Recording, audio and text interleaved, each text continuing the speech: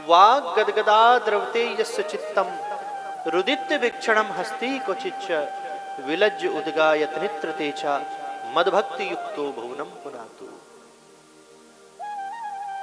क्या लक्षण है? कभी भी जिसका हृदय मुझे याद करके गदगद हो जाए, वाग गदगदा द्रवते यस्य चित्तम, द्रवित हो जाए अकारण, बिना कारण के। देखो, आपके पास कोई आया, आपके परिजन की चर्चा करने लगा, आपने किसी अपने को खोया, उसकी चर्चा करी, तब आप रोए, वो बात अलग है। लेकिन अकारण आप एकांत में बैठे हो या कथा में बैठे हो, अकारण आप रोने लगो, भगवान कह रहे हैं जो अकारण ही रोने लगे, अकारण जिसका हृदय गदगद हो जाए। रुदित्य भिक्षणम हस्ति क्वचिच्च, जो बिना किसी कारण के रोने लगे। नारद जी, तुम तो समझोगे मैं किसी पागल की व्याख्या कर रहा हूं, लेकिन मेरे भक्त ऐसे ही होते हैं। संसार वाले ऐसे व्यक्ति को पागल ही बताएंगे जो कभी भी रोने लगता हो बिना कारण।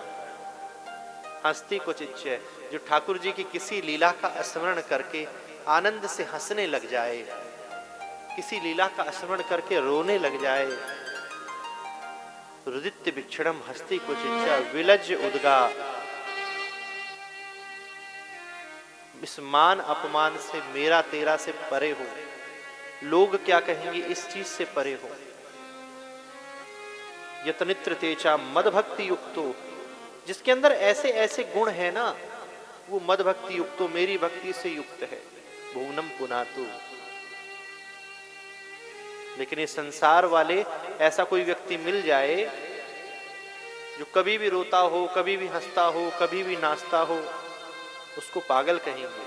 लेकिन भगवान कहते हैं जिसको संसार पागल कहता है वही मेरा सच्चा भक्त होता है। और हमारे ब्रज के संत तो यही कहते हैं भैया कि हम सब ब्रजवासी पागल हैं और वृंदावन एक पागल खाना है। लोग संकोच कहते हैं, आप सबको कोई पागल कह दे ना तो क्रोध आ जाएगा, तुमने हमको पागल बोला। लेकिन हम लोगों को कोई पागल कहता है, हमें गर्व होता है। पागल भी दो प्रकार के होते हैं, एक दिमाग का पागल होता है जिसका उपचार मेंटल हॉस्पिटल में होता है, पहले आगरा होता था, अब ग्वालियर होता है। लेकिन एक दूसरा पागल है जो दिल के पागल होते हैं, उसके इलाज के लिए अभी सरकार ने कोई हॉस्पिटल नहीं बनाया, उसके उपचार के लिए ठाकुर जी ने एक ही हॉस्पिटल बनाया है जहां आप बैठे हो, श्री वृंदावन धाम। जो हृदय से पागल है उसका उपचार वृंदावन में ही हो सकता है।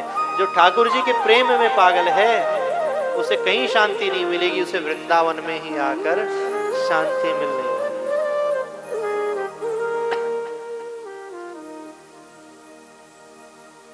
हमारे ब्रज के